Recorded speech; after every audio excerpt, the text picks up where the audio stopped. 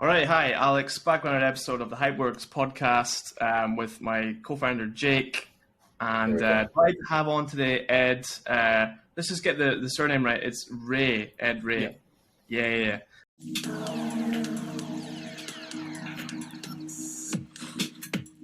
Because we have that name in Scotland, like it's quite a common name, like R-A-E, but your name is like R-E-A-Y. It's Is that where does that come from, by the way? So actually, funny you ask. So I'm part Scottish, so my heritage is actually McRae. Yeah. Oh, McRae, yeah. It all comes from the same root. Have you been to Scotland yourself? I haven't. I live in London right now, but haven't gone to Scotland. Yeah. No, I'm from Scotland originally. Like, I was born and brought up there, and the accent's kind of like toned down a little bit because like I've been in Asia for almost 9 years.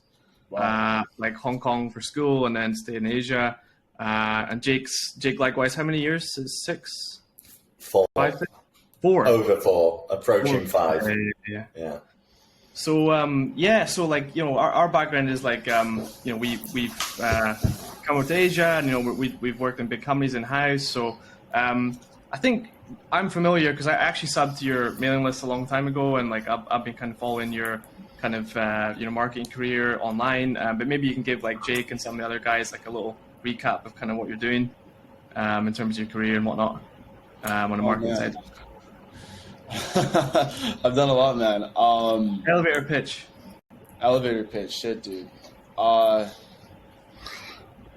started in the online marketing space. I was exposed to it when I was 11 years old. I tried a bunch of things, multi-level marketing, tried being a dating coach when I was 14 years old.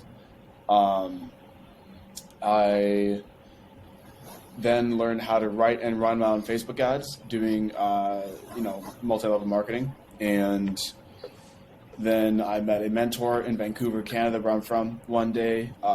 And he was like, well, why are you writing copy for yourself? You should write it for clients to get paid. And that was kind of the big aha moment for me.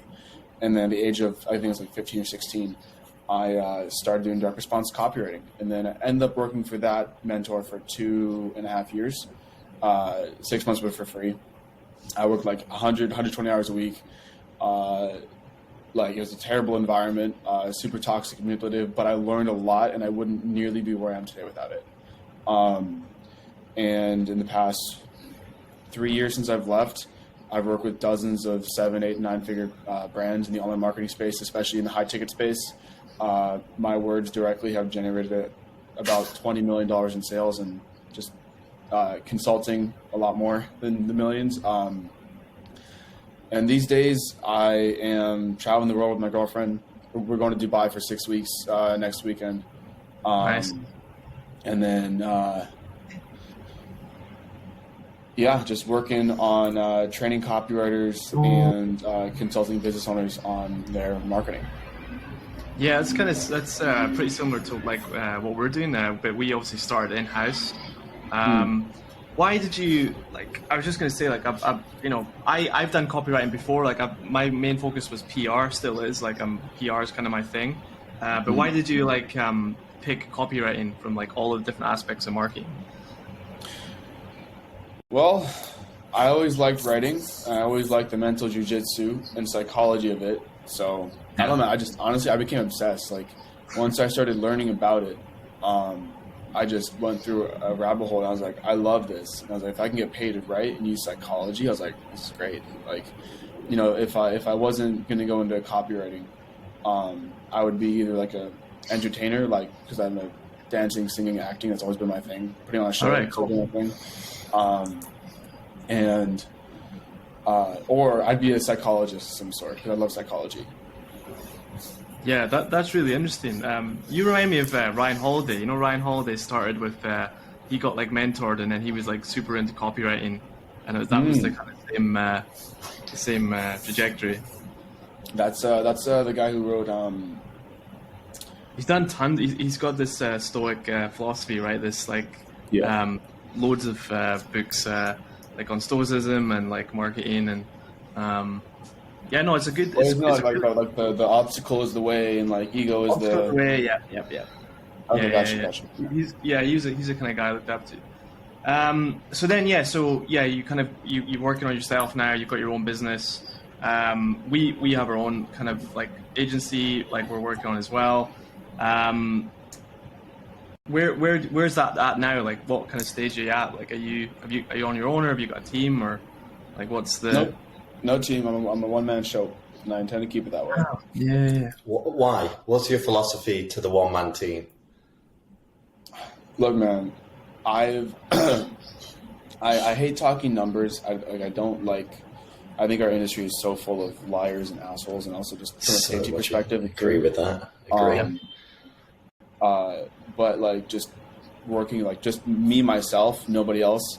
I've been up to 45K cash collected, not revenue, by the way, in a single month, pretty consistently.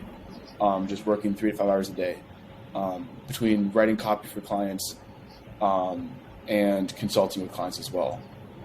So I'm like, why would I need a team when I can take home more than most business owners take home running a 7-figure business, you know? I'm like, well, why would I do that, right? Plus, I don't know, like, I don't want the stress of managing people. I don't want, to have to deal with all that. I'm also very much so the creative type, so I prefer to be very scrappy and, let's launch an offer. Cool, I can do 2 days by myself. And I would rather multiply my, we'll call it impact, I guess you can say, because it's like impact is like eyeballs plus sales made plus lives changed. I guess that's the way you can look at it. I'd rather grow my impact by having multiple offers and products based around me as the personality of the guru, with an ever-expanding audience versus selling one thing to a lot of people at scale. I would rather just have a more tight-knit audience, because, dude, I don't know, man, like, yes, I can write cold traffic copy for clients, but for myself, man, dude, like cold traffic is just voracious, dude. Like, I like having my personal brand. I like people coming to me, asking to work with me. So I know that having a team is like, you have a lot more added responsibilities and stress and skills you have to learn to manage those people. And I'm like, I don't know. Maybe I'm wrong, but I don't think I'm here to do that. Yeah. How do you get we were thinking about this today, actually, me and Jake, like customer acquisition, like, what's like, don't mind me asking, but like, how do you get clients? Facebook. Yeah. Like the group, Facebook group, or just my profile, dude. I've been posting on Facebook in a variety of sorts since like 2015. Because I was going to say email, because like a lot of us sub through email, and I would have thought email would be quite a strong one. But honestly, Facebook, man, I get like, so email did okay for me for quite a while when I was like selling courses, which I'm going back to selling courses now. But like for high-end coaching consulting, either with higher-end copywriters or higher-end business owners, not a single word from email. But I still email because I enjoy it. Yeah, I can feel that. Yeah, emails are good. But, yeah, thank you. Appreciate that. Yeah. But yeah, it's all Facebook, man. That's pretty shocking, Jake. You know more about Facebook than me.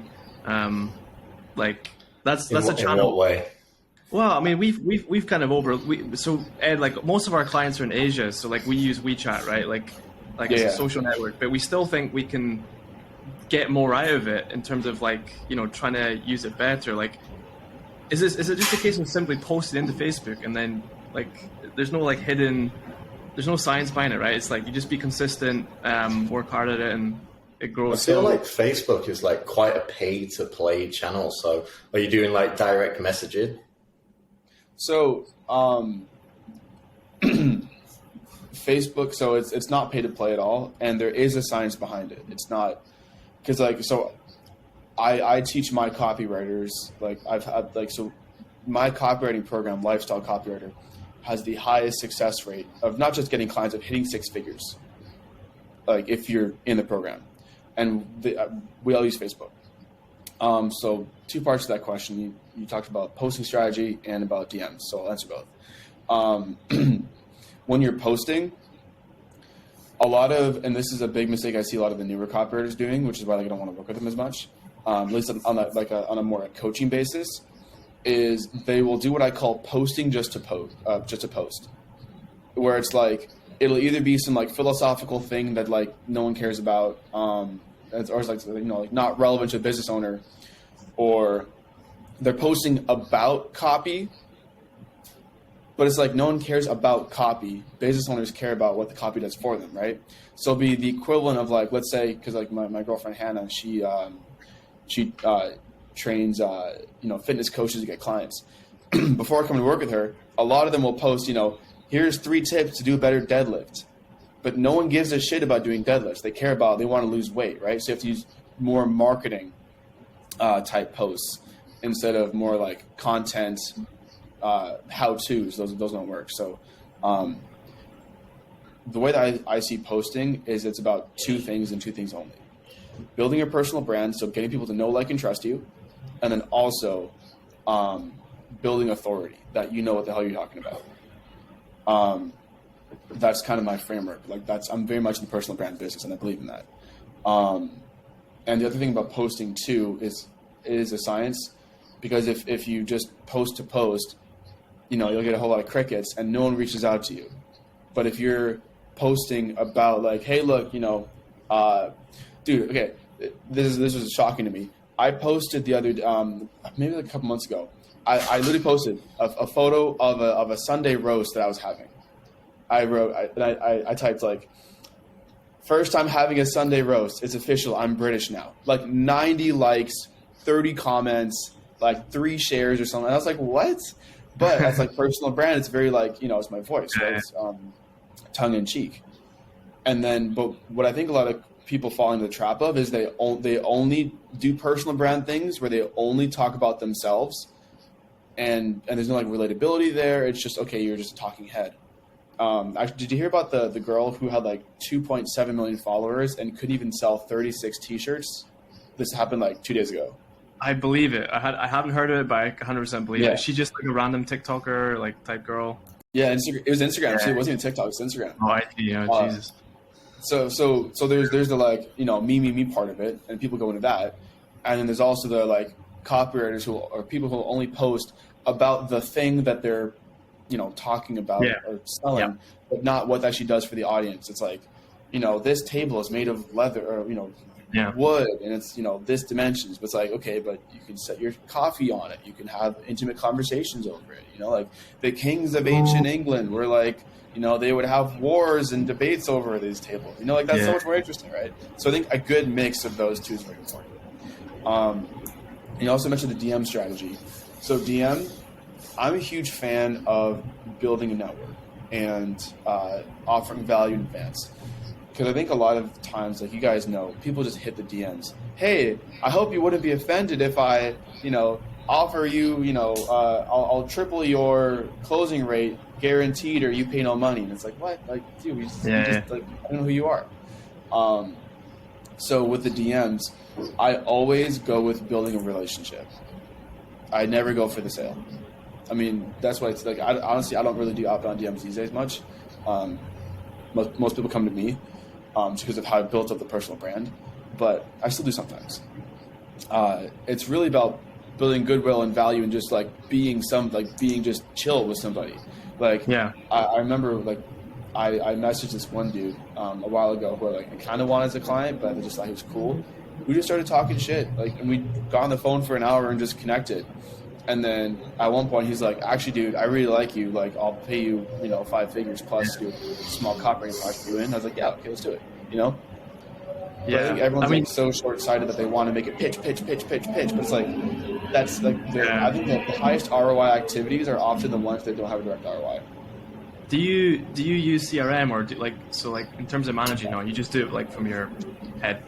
No, I'm such a people person that I don't have to use the CRM. Yeah, because I think the temptation with CRM is like, you know, you get these reminders, oh, I got to speak to this person and like got to follow up on this. And we were talking about this, like, I think it will have its place, like if you get like a big team and you have a big company, but I think we're doing what you're doing. It's literally just reaching out to people, checking in. Like, I'll give you an example. Like, we helped KOL recently go to the World Cup final in Qatar. And we knew that one of the companies sponsoring the World Cup final we knew them, and then we knew the KOL, so we put them together. Very simple.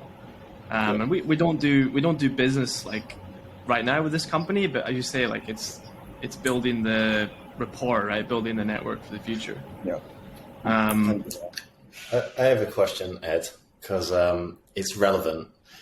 ChatGPT, how do you think it's going to change your industry, copywriting?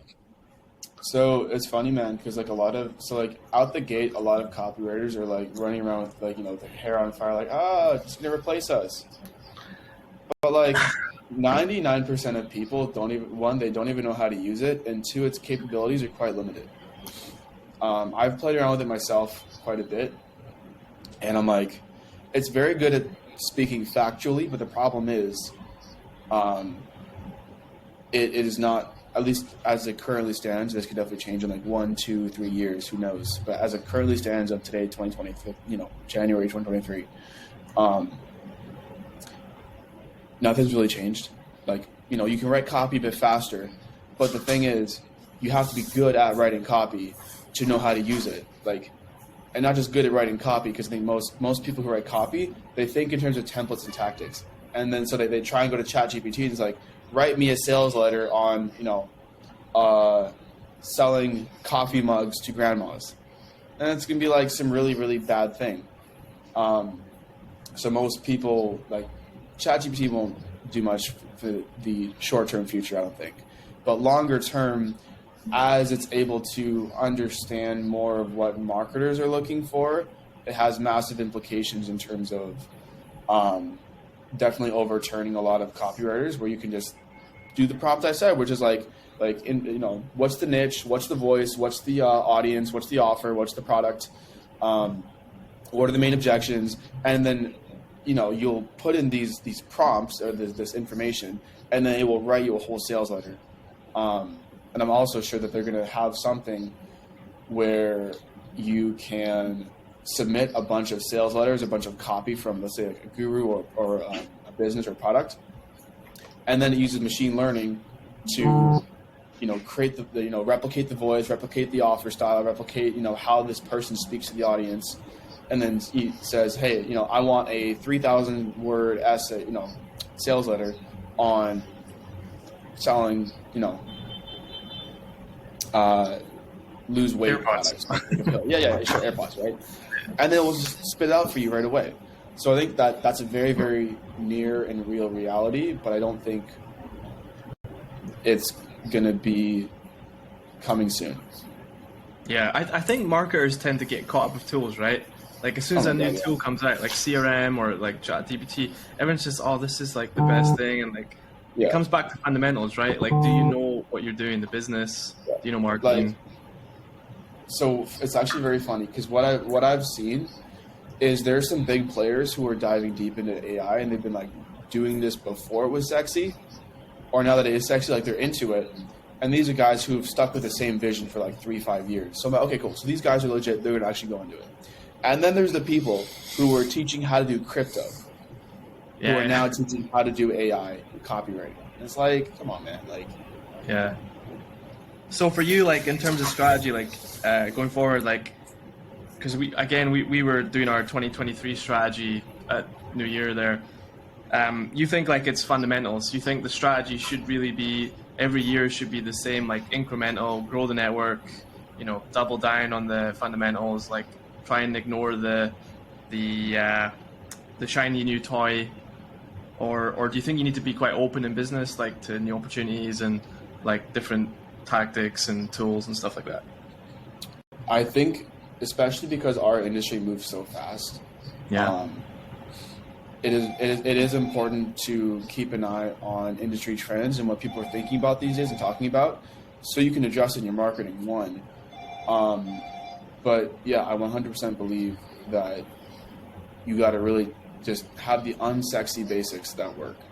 Like I was, so one of my private clients, she runs like a 7-figure coaching business, helping like new beginner coaches get into the field, because she's been doing like executive coaching for like a decade basically.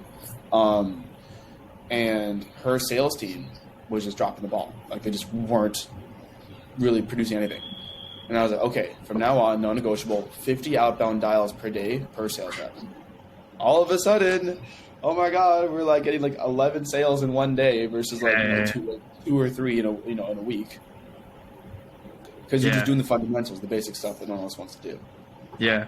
I think you've seen that. Companies, Salesforce just fired a bunch of people, and I think companies are realizing that fundamentals are key, right? If you don't just do the fundamental things, selling stuff, emailing, setting appointments, like if you don't do that, you're not going to get any business, you know? I agree. There's no tool that's just going to do everything for you. Exactly, right? And so everything has to be built on foundation. Otherwise, if you try and, do trends or whatever, it's going to be short-lived, right? Like imagine all the people who wanted a business for fidget spinners. And then all of a sudden, they're gone in 6-12 months. Or people who sold masks. Yes, they made a killing.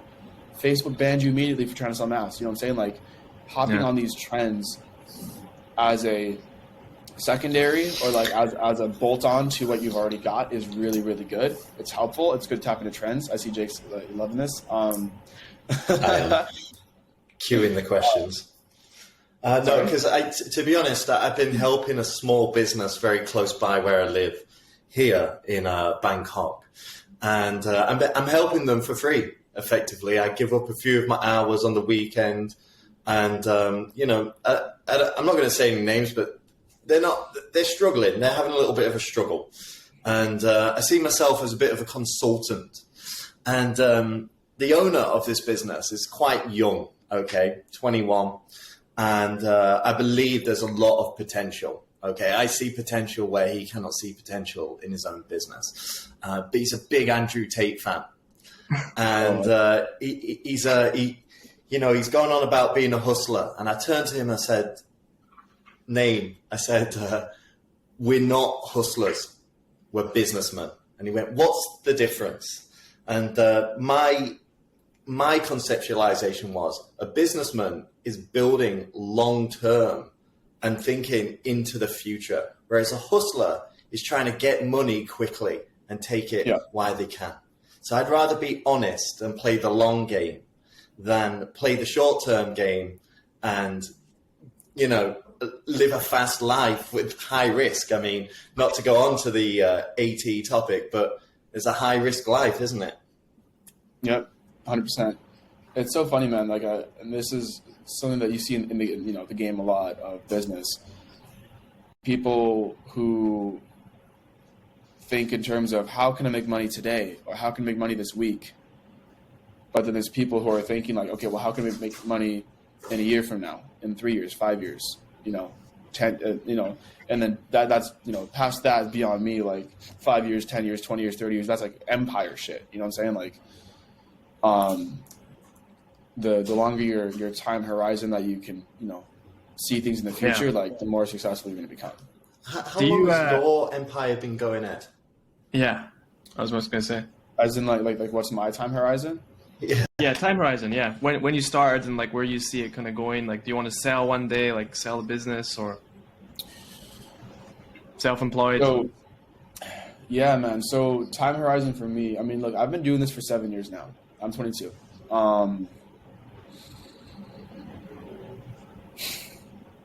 Frankly, like my time horizon is just like 3 years. I think you have to have like a pretty big business to see beyond that.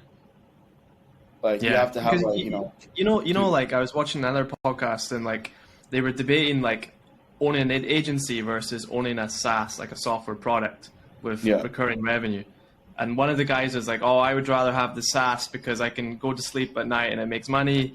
But then the other guy was like, oh, the agency, you can get massive clients like government, big companies, and you get huge contracts and you're not having to micromanage like a lot of things. So I think in our space, the marketing space, that's that debate, right? Like agency's tough. It's tough shit. Like you go through it every day, there's so much stuff to deal with.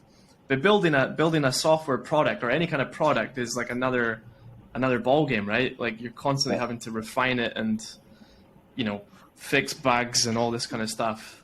Where do you sit on that kind of? If you have to choose one, which one would you do? So it's funny, man, because I don't know. I think my opinion is very different from most people, where I don't just optimize for sales and, you know, what's the best way to make money, but like I would say, like, what is that person? What is that person aligned with? Like what is their vision? Like, Yeah. who do they want to help? Like, do they want to, you know, like, dude, like imagine like someone, I don't know, someone grows up in like a poor country and, you know, they can't afford like to have like some kind of legal suit taken against someone who, you know, screwed over their family.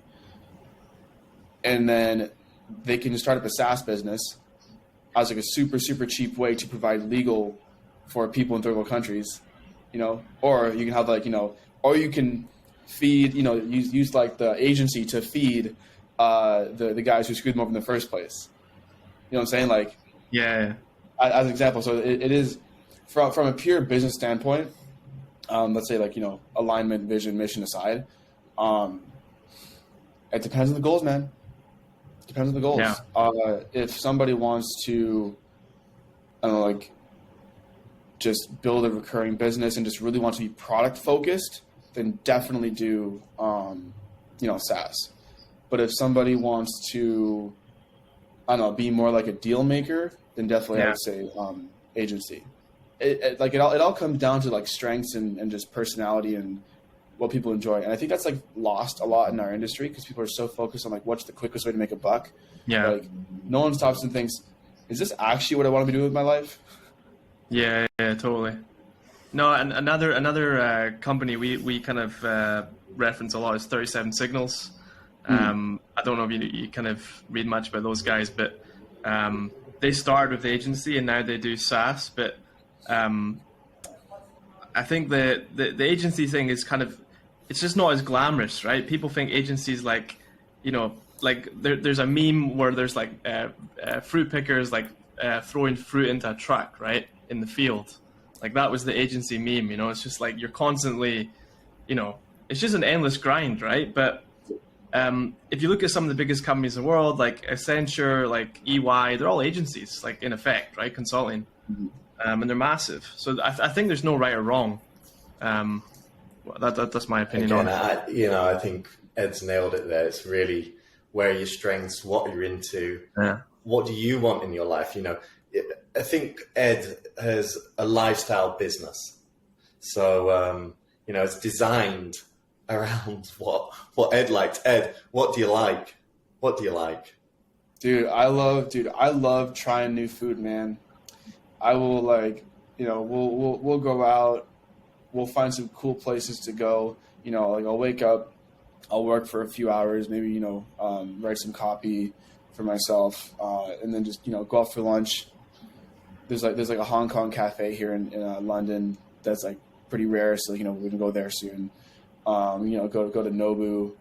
Dude, I just love trying food from places in the world, man. How long have you been in London, Ed? You just moved there recently, or?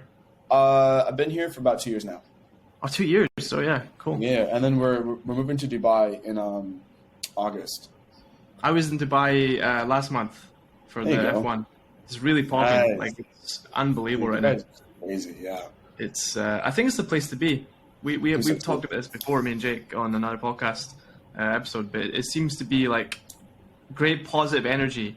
You go to the mall in Dubai, and I was having lunch, and like I'm hearing people talk about business and starting things and like working out, and that's a really good move actually.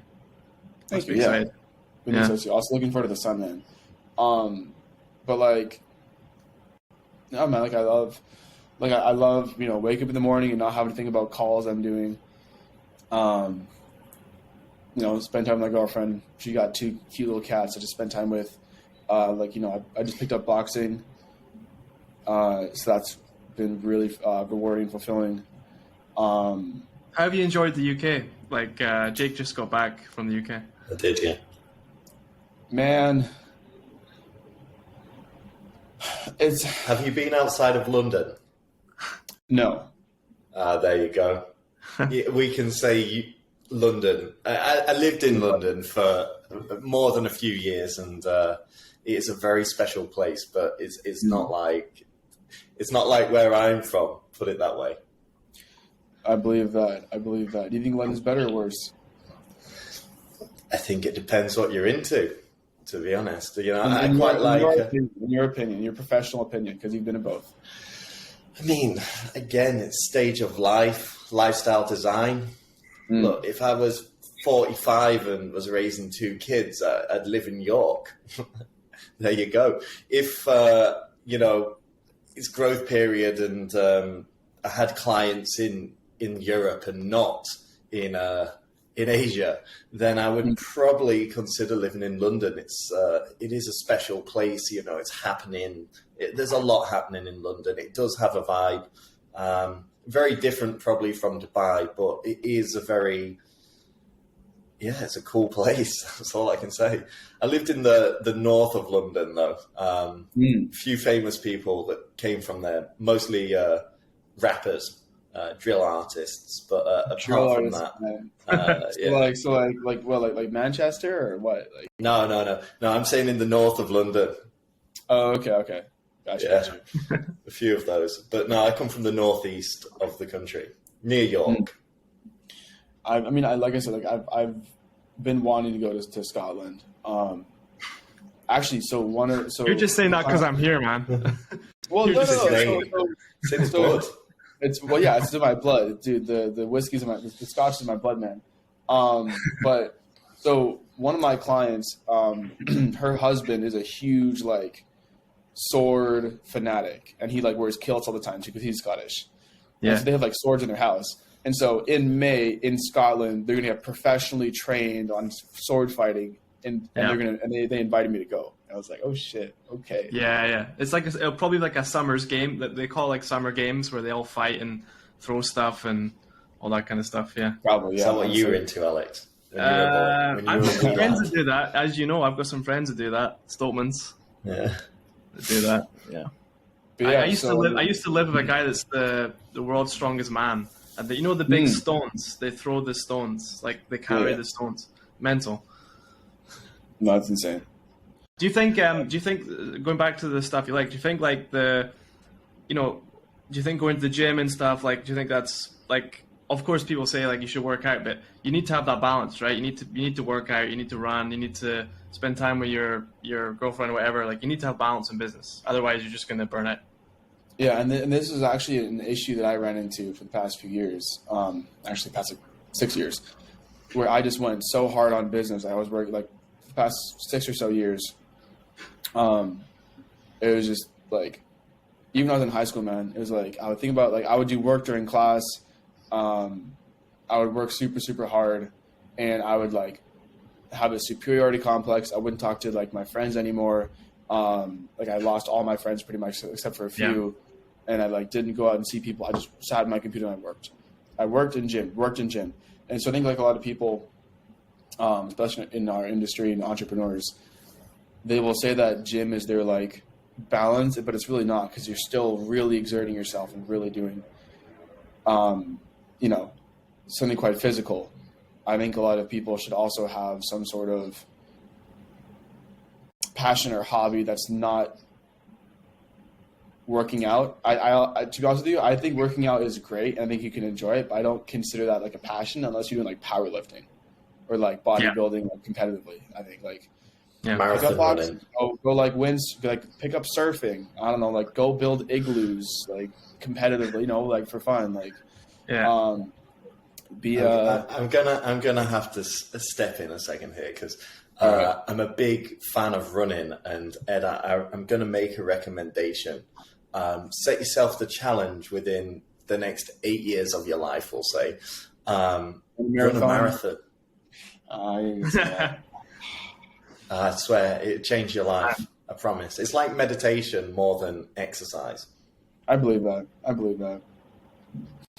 And then stop. Run one and then stop. That's what I and then just give up.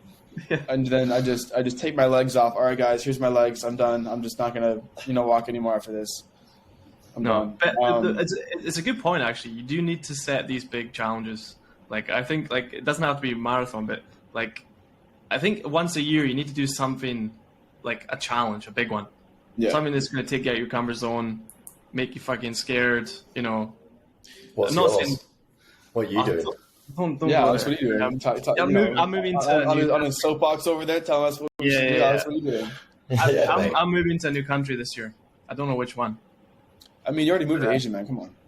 Yeah, but like another country in Asia, shall we say? In Asia? I thought you Yeah. were saying Dubai. Dubai's could be on the table. I fancy Bali. Like I know Bali is very cliche, but it's pretty good down there. Have you been down there? No, I haven't been yet. Nah. I want to go there. It's got that kind of it's got the remote work thing nailed. You know, there's so many places Right. to work, and you know, when no disrespect to Bangkok, Jake, but sometimes you're in Bangkok, you go to a cafe or something, you're trying to work, and it's just too busy, right? And the Wi-Fi shit, and like, you know, I'm not shitting on Bangkok, but you know what I mean? Like, Bali has just nailed this remote working, and there's a reason why everyone goes there, right? Because it's good, you know? Yeah. So, I mean, a little bit, you know, I don't mind Bangkok. I'll defend it if you want me to. I was going to say Chiang Mai. Chiang Mai is a good place to go. I think it's very peaceful, very chilled. A lot of people working there. They're a little bit of a community. It's good. Yeah. I think Dubai is good. I was in JBR, like where the expats stay, and you've got everything you need there in terms of like you've got cafes and stuff. But it's just the heat, you know. It's just really hot there. We're going to have to catch up when Ed's in Dubai, and we're going to have to get a second opinion in the future, you know. Oh, yeah. We're going to have to do that. Yeah, no, Dubai's definitely, there's a lot of like KOLs and like, you know, it's definitely becoming more of a hub, I think, for like remote working. So, no, that's a good shout. Anywhere else, Jake, would you consider? Amsterdam? Nah. No. I mean, I was about to say Lisbon. Dude, I just got back from Amsterdam like last week. That is not a livable city. I agree. Unless you're just why not? prostitutes and weed cookies all day. To be fair, that's like Bangkok. In all fairness, But does Bangkok like hella rain? Yeah, it does actually a lot. Yeah, Oh, come on, admit it. So it's not like- at the moment, but So it's like an summer, Asian yeah. Amsterdam. Very interesting. Very interesting. It is a bit, to be fair. It's like a very hot Asian Amsterdam that in the summer rains once a day. Yeah, you'll have to come and check it out. I'll take you to Alex's favorite bar when you're here. We'll have a drink. Yeah, we'll do it. Who's the people you've loved working with the most? Like in which country, like, or people in general? Because like, we work pretty much with like obviously Chinese people, and like we have our own Almost. opinions on. Yeah. Yeah. I mean, all my clients are in the United States, man. I don't really have many like international. I mean, like I have some here and there, but it's like I've got one guy in like I think Romania. It's not Andrew Tate, is it? No. Just checking. But if it was, I'd have to kill you. Hey, you'd be going down with the pizza boxes as well. Oh God, right? That's good.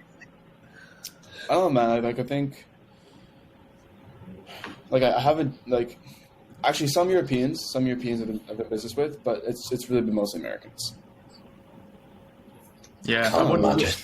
Yeah. No, I They're think very much so like like go getters and they have all their patriotism and they're risk takers, right? Americans are more like, oh, we'll just do it, right? And then Europeans are like, well, what about this cost and what about this? And Asians are more they just don't want trouble. They want to avoid trouble, politics. Like that's often the thing we have, you know. Yeah. It's very different. Basically, since Trump took office, like the whole thing changed. Like before Trump, me and Jake were here before Trump, and it was like boom. It was just spend. Like it was a big wave. And then when Trump came in, they banned Huawei, and like all that shit went down. Everything just changed, and like they got really risk averse. Strict. Very strict. Shanghai lockdown strict. Yeah, Jake was locked down, Shanghai. Yeah. Was not like free. are those like laws still in place in Asia? Not really, and I think it varies from place to place. Thailand is incredibly lax. Like the Amsterdam of Asia, except 30 degrees. China is very different. I mean, I started thinking about this more and more, actually, because I'm a bit of a nerd for culture. If there's one strength that I have, I love obsessing about how people from different cultures conceptualize reality and like how that manifests itself in this objective setting between two people. So I really love that. And I've been thinking more and more about what are the differences between the Chinese and the Thai, because I think if you would come from North America or, you know, the west of Europe, you would find it maybe difficult to understand. But I think there's quite a lot of differences. That the Chinese, their culture is a very, I don't want to say too much because I don't want to offend any of my friends or loved ones out there in China, but it is a very intense society. There's a lot of pressure built up and you feel it in everything. And I guess in a way it also manifests itself. Like, let's say you were to go out to a bar, there would be formalities. But in Thailand, there's no formalities. People are very relaxed. They're on their own wavelength, the Thai people. It's a completely I think that's the thing with the Middle East as well. You know, like they say this inshallah, this inshallah thing is like God willing. Like I find the Middle East people, when I used to work with them, like sometimes you just have to keep pushing them because they're just, they're just not pushed, a lot of these people, right? Like a lot of them are really wealthy in Dubai, especially. So you might, if you get clients there, you might have to obviously adjust to that kind of like, I'm not saying it's lazy, but it's like more, relaxed environment. I don't know. Yeah. And then there's also the communication that changes. And I mean, I can only speak for Asia, but it's not direct. People aren't going to tell you what they think or what they mean. That's up to your interpretation and your ability to be able to determine what they've said and get it right. So there is a skill in it. Yeah. How do you manage time zone, like Ed? Because like obviously we manage it, but all of our clients are in this part of the world. Like you're going to be in the Middle East, and then you're going to be dealing with folks in the States. Like, have you got any strategies, or you just? I mean, so since being in London, I just schedule okay. So I know that London time zone is 8 hours ahead of PST. So Canada and like a third of the US basically. So I just take calls like from 4, 5, 6, 7, 8 p.m., sometimes 9 p.m. That's like my call time. So it is kind of nice because like I have like my whole day to do whatever, and then 4, 5, 6, 7, 8 p.m. is when I do calls normally. But then when in Dubai, and this is why I'm switching more to the course model rather than like coaching model. Like I still have some coaching clients, but like Dubai is 12 hours ahead of Pacific time. And it's like, okay, so if I want to have a call with somebody at 9 a.m. PST, then that has to be 9 p.m. Dubai time. And that's just like not feasible to like have more than maybe 2 calls in a day. Unless I want to be waking up at like 4 a.m. Dubai time to have a 4 p.m. call.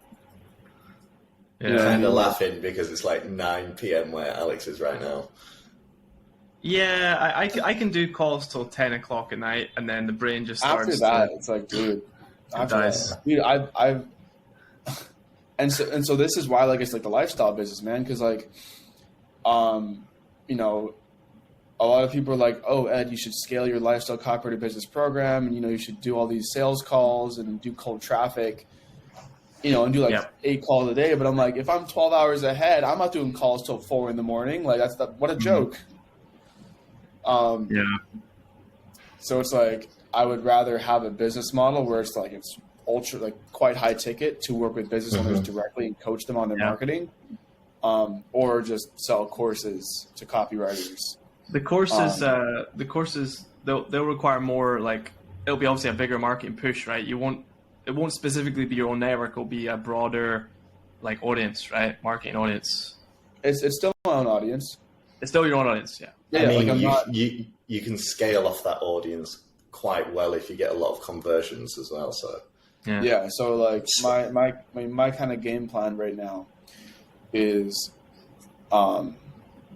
taking the course that taking either my course right now or some of the ones I've created in the past, and just selling those. And if I can really start to, get some momentum on that, then I don't mind putting some money behind ad spend to like get, people on my email list through lead magnets, etc.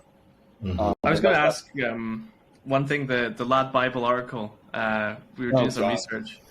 So a couple of things about that, like A, how did that come about? And B, did you see like a big spike in business from that?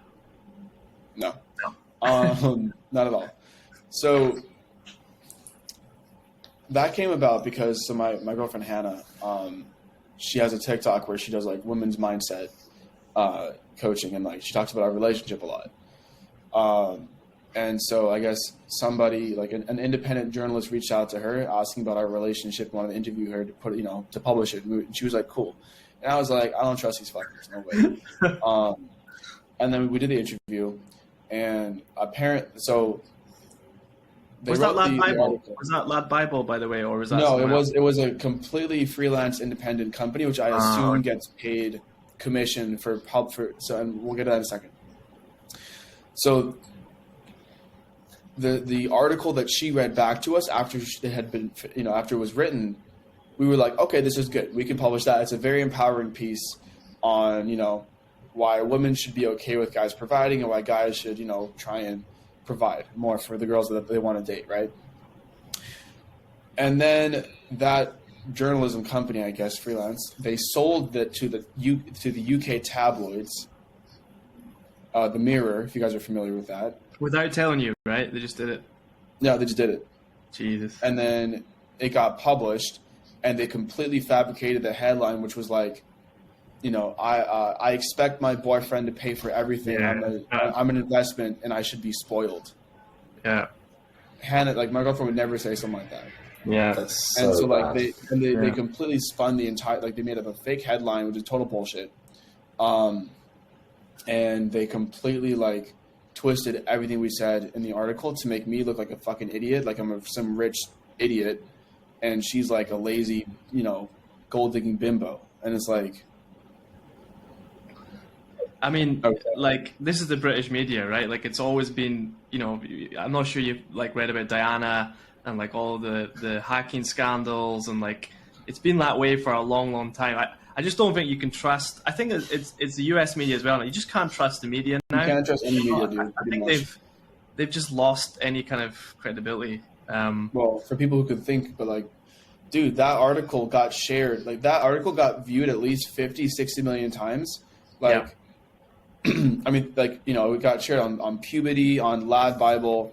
Those two platforms alone have like 40 million combined shared followers. And it was shared hundreds of thousands of times with hundreds of thousands of horrible, horrible comments against me and Hannah. Yeah. And how do you feel about that? Like, would you ever consider like legal action or like redacting it from Google? Like, you can take it down from search engine, etc. There's no legal action to take. Like, dude, like, I don't know. I mean, there was, but it's such a, like, they're so ready for it. Like, that's what they do. Like, I don't know if you guys watched the Meghan Markle and Prince Harry, like, can't watch them on. But like, even they like struggled through a defamation lawsuit with the tabloids for 2 years, and they're like the royals. Like, what the hell is someone like us going to get, right? Like, I think it's just a pathetic business. So what's your kind of like? Obviously, I do PR, right? So I have to work with the media. Like, I've been in lots of embarrassing situations with them, but you just got to keep doing it because that's how the game works. Here's an example. Like, if you decided one day to expand your scope and you did like PR, like, would you be now? Are you more guarded now against the media, or do you just kind of like, how do you view them? Like, because you might have to, if say you do books one day, you might need to do like a book tour or like some kind of promotion. Like I don't mind that. Like, that's fine. Yeah. And this is where it gets interesting, because the article was written under the lens of our relationship, they're going to push their bias against us. Like where in the media do you hear about, a young guy who runs a successful business who loves taking care of his girlfriend? And when does the media ever put that in a positive light? Hasn't. No. So if it was me, as well as that, SPF was in a positive light for a long time. Lost my train of thought now, but I do think that your article and your stance perhaps might be seen as perhaps more traditional values. And, I think right now as well, there is within the media, it's almost become a topic of controversy, of which it shouldn't be, but it has, If anything has brought that to light, we're back onto the AT subject, people, he might be one extreme, but there's a lot of people that disagree with him and they know that they're going to get a reaction from that. If you hold somewhat of a maybe, well considered, but conservative or traditional style view, then all of a sudden that you're under the lens of a group of people that think that your view might be outdated, even though you have come to rationalize it, you're in a happy, caring, loving relationship and everything's going well for you. There's probably a few single people out there that almost have been told to think what you think is bad without actually being considered and analyzing the situation themselves. Yep. What do you think? I agree 100%. I forget who I was talking to. I think it was my cousin. She's a few years younger than me. And she was telling me how it's very normal for girls to pick up guys in the girl's car and take him out and pay for his dinner. Yep. No. Was that normal for you, Alex? No. No. Even here in Hong Kong. I missed that one. It's the world's backwards. But that's like the thing where it's like they're telling, it's such a deep topic. Because it's so many like agendas in one this like melting pot where it's like it's like a lot of people love to just chalk it up to the liberal conservative agenda. By the way, I don't believe neither of those two parties. I agree. But if you think about it, it's the smartest move in capitalism ever fucking made. Because now men are working and women are working. So if you're empowering a woman to, get a job and, gain pride over her career and shame women who just want to be stay-at-home mothers who call it gold diggers, that's a very real thing that's happening. Yeah. Well, when more people are working in the workforce, that means more consumerism, more people buying more goods. So I don't know if it's more of a political thing as much as, political, but it's also an economic thing too. I think a lot of people fail to think about that. Do you? I agree. Yeah. Do you think another thing we were talking about the other day was do you think we should leave politics outside of work? I remember the Coinbase guy said he came out and a lot of people quit, right? Because he said, I don't want any politics at work. Do you think we should just completely... Isn't that ironically a political opinion in a way, though? Right. Do you know what I mean? For freedom of expression and speech. Mm. I don't think you can. I think they're inextricably linked. Politics is just the relationship within a population. It doesn't matter whether that population is 10 or 10 million. Let me rephrase it then. Would you take on a client that's somehow compromised in a political way, or? I think that comes down to, do you have the choice as well? Mm. Let's suppose you do have the choice, because I don't think, I think, beggars aren't choosers, yes, but let's assume at this point you can have a choice. I have clients of mine who very drastically oppose my political beliefs, but we have the same values, and that's all that matters. Mm. Yeah. So values is key. Politics. Yeah. Yeah. And businesses, here's where I think society gets a little messed up. We expect corporations to stand up for the common man with political things. Yeah, isn't it the that's government's weird. job Yeah. and like the fellow man's job? Like, corporations are just, for the most part, some corporations are very, let's say, like LGBTQ friendly, and they want to have the flags everywhere, and that's fine. That's fine. But a lot of companies, from what I can understand, they're just doing that to pander to the market because they're like, oh, this is what they want. So at what point does it become moot point? Is that really support, or is that just more consumerism and capitalism? I agree. I got to tell you a story, Ed, because I'm not going to say any names, but one of my friends visited me, and he had an LGBTQ flag on his laptop. And I asked him, I said, why do you have that? And he went, well, they're giving them around at work and everybody's sticking it on their laptop. And I said, but what if you refused? Would then you be ostracized for being a potential homophobic or transphobic or whatever phobic it might be? Do you feel somewhat pressured? Do you feel coerced into doing that? Did you want to? I would feel like some level of pressure if I'm watching all my colleagues going, yeah, better put this sticker on my laptop. If I don't do it, someone's going to have an opinion. Someone's going to be like, he's a homophobe over there. So that's really, really interesting. And by the way, like, I really want to make it clear, like, trans people are cool. Everyone can do what they're going to do as long as what they're doing is making themselves happy and healthy, and those around them. They can make whatever choice they want. Yeah. I find that is the same kind of bias that a lot of us fall into. Like, I remember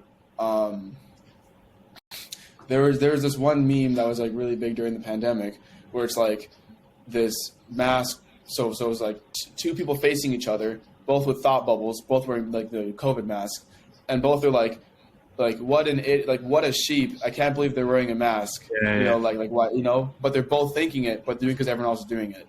And so I think that's honestly kind of where we're at today, because social media is such an echo chamber where like there's a small, and by the way, I'm not saying the masks are ineffective. This is just to talk about like just the psychology of people following the rules, but they think that they should follow the rules because everyone else is. And it's so interesting to see, because like what we would see as like the more really, really politically extreme, either one way or the other, we'll say like, on the political spectrum, that only represents like the 0.0001% of people. It's really, really small. But because of how social media caters your feed and curates your feed, that's all you see. Now you think everyone else thinks like that. And so the extremism can really, really run rampant. And when you say extremism, are you referring to people that might want to impose these beliefs on, or I guess modes of operation on other people because, I don't know, like maybe they don't mean it in the most positive way. Maybe they have some internal struggles of their own, I think, yeah. Do you ever think about... Sorry, go on, Ed. That and people who are unwilling to consider another perspective for sake of having cognitive dissonance. Mm-hmm. I think extremism happens not because of any particular ideology, but because of when somebody's unwilling to have a civil conversation without resorting to emotion. Do you think, like, as we've grown up, like the internet's gone bigger, right? There's more money on the internet, more businesses. You've got Shopify, you've got Amazon, you've got all these guys, you've got the search engines, you've got social media. Everything's getting bigger. There's more money than ever. Do you ever worry about the creativity is getting, the funnel's getting smaller, right? Like you say, it's becoming extremely divided. The liberal voices are kind of rising, and some of the other voices are kind of going away. Do you think creativity in general is at danger here, like with all the control of the big tech companies? Because obviously all our work goes into these big tech companies, right? At the end of the day, it goes into the search engine, social. Sorry, go on. I was going to say something, but Ed first. Guess first. When you say creativity, what do you mean by that? I mean, like, so like, say we want to do copywriting, say we want to do assets, video that then is deplatformed, or, you know, like a lot of TikTok people are getting their accounts taken down, nudity, you know, all these kind of things. Do you think it's dangerous, like, for marketing, the control of these big companies? So I have a very weird opinion on it, because I think marketers are very entitled. It's their platform. Thanks. Yeah. It's their platform. You get access to their customers. If you Yes. don't play by the rules, go play somewhere else. So I don't think it's bad.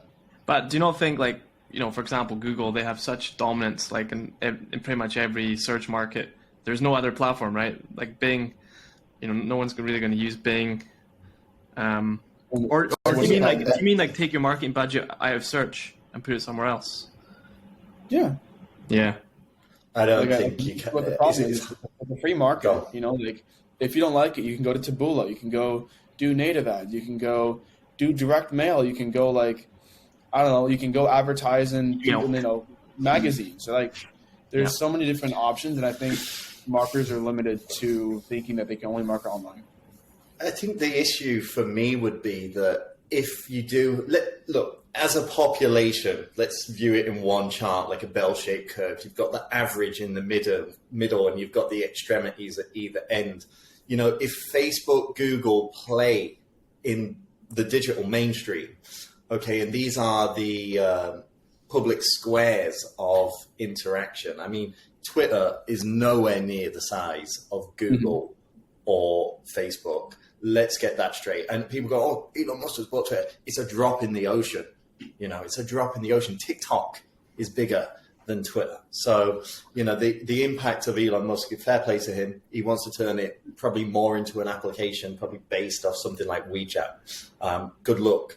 But I do think that what you can promote as a philosophy and ideology, if one of these brands, Facebook, Google, disagrees with maybe a word that you've used in your copy, or, you know, if they ban you, you are shut out of that public space. And that impacts creativity in two ways. One, you can't spread your ideas. And two, the people don't get exposed to any other kind of ideas that don't fit within their model, their way of working. I think that's scary in terms of how it affects creativity. Maybe it wouldn't affect creativity, but it would affect expression, and people wouldn't be able to talk in these realms. I guess to your point, Ed, they would be in different channels. So that's really interesting, because I don't know if you guys know, but I used to be like the Facebook compliance guy. So I'm very versed in writing very compliant, platform compliant copy. Like, dude. And so here's an interesting thought for you guys, because we're specifically using the word creativity, not censorship, not ideologies, creativity. You have to be creative if you want to promote anti-Facebook friendly ideologies on Facebook. You know, I've seen a few people doing this with advertising cannabis in Facebook. Yeah, dude, like you can just, I mean, this is oversimplifying it, and don't do this specifically for those who are listening and watching. But to get, because the thing with Facebook policies, at least as it currently stands, they're like, you can't sell cannabis or lead to the sale of cannabis. That's the point. But you can sell how to grow your own kits from home. And then indirect mail, when they, like, you can send them a package in the mail that says, hey, want to buy some? Yeah. So then my question is, are we really, is this really like a lack of creativity? Is this causing lack of creativity, or is this exposing lack of creativity? Maybe both. That's deep. Maybe there's duality. That's super deep. The way that I've seen them do it is that instead of like promoting like the picture of the cannabis leaf, or say, because like instantly, the AI will go banned. They'll post like fog over a forest, and it will be like, High in the Clouds might be the brand name or something like this. And Yeah. that will be how they advertise it. Yeah, and then, or you could do like, like lead magnets or, that teach the benefits of cannabis. And then, in your disclaimer, make it very clear, like, we do not sell cannabis, yada, yada, yada. And then you could just scrape those leads if you wanted to, set up a separate business. So legally, it's not the same business. Scrape those leads and just email that list from a different business. Mm. And then just call it like you're buying a list, same as direct mail. And if you're listening and you're in Bangkok, send us a message and we'll sort you out. That gets us on to the final thing. Like Ed, so basically, we're gonna you're literally the second guest on our podcast. So, what we want to do is every guest, we want to ask them one piece of marketing advice. We're going to call it guerrilla marketing. So something that is just not obvious that people are kind of overlooking. If you could choose one thing. We've talked about some of the themes, but is there a certain industry or niche you want this for? Nah, it can be open. I think it's what you've done. Yeah, I think we'll frame it as, what is your secret sauce that, or one of them that you can let us into? Dude, God, I'm trying to say this in a way that doesn't sound cheesy and overplayed.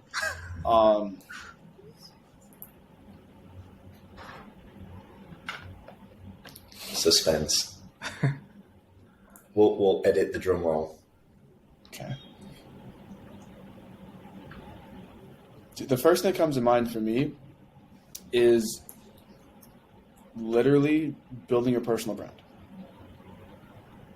I think in direct response, it is incredibly, incredibly underutilized, because the thing is, with the marketing tactics and frameworks, they're used by, I really don't want to shit on my own audience because I love these copywriters and stuff, slight psychopaths and people who are a little bit on the spectrum. They don't have that human element. I know. We used to work with these guys in house. We know these people. Yeah.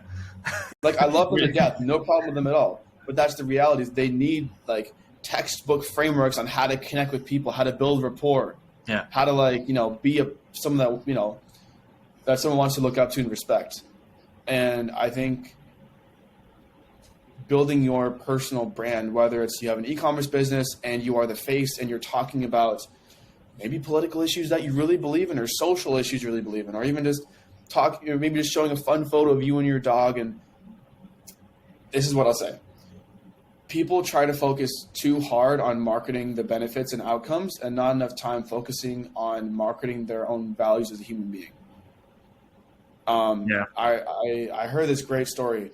Again, doesn't matter what side you're on, doesn't matter what you believe politically. There was this diner, something like Alabama or something like that, right? And she put "fuck Joe Biden" on like a sticker on her window. She was sold out for weeks, and there was huge lines to get her food. Yeah, didn't change her marketing, didn't change her product, but as you said, talking about what you believe in. And it's not just about so the reason why people bond politically is typically because they bond over their own values. And so I can get along very, very well with someone who's, a bit more extreme on the conservative side because I can see the values that they have. And I can also bond very well with someone on the other side of things because I can also see what values that they have. And so when you're marketing your own things, you have to be marketing your own values. So for me personally, I value, one of my biggest values is integrity. I'm very, I've refunded clients because they purchased after deadlines, that I said that I was going to keep, right?